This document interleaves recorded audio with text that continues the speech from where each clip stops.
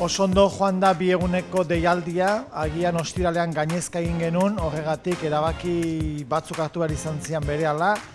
Trailer bat egun hortan bertan bete genuen, eta larun batean naiz eta jendeari esan hainbeste gauzazek hartzeko, kanpotik eta iritsi zitzaizkiuna jaso genituen beste trailerka bat dago eta hori da orain kargatuko duguna.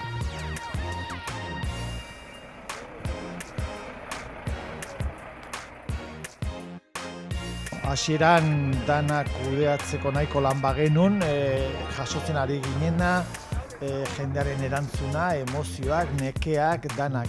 Prensan atera zen ezkeroztik, hori jendea laguntzeko gogoakin, eta bolondresa kamioia kargatzeko, arropa sailkatzeko, babesa pasatzen zen jendearena, udaletxearena, izugarri izan da.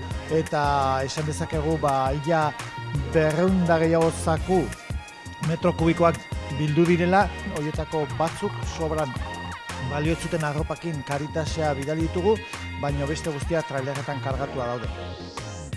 Eta bestalde hori bezain pozgarria da, guzti hori area eramateko eta gehiago bildu dela dirutan, 25.000 euro bildu dira, horrek esan nahi du zakuka bakoitza betetzen genueneako beste 100 euro zedula kutxan, eta horrek egingo du guzti hau area bidaltzea eta beste gauza batzuk ere laguntzea. Nik uste orain lanak izango ditugula kudeatzen bolsa guztioikan, emozioak, nekeak eta gainontzekoak.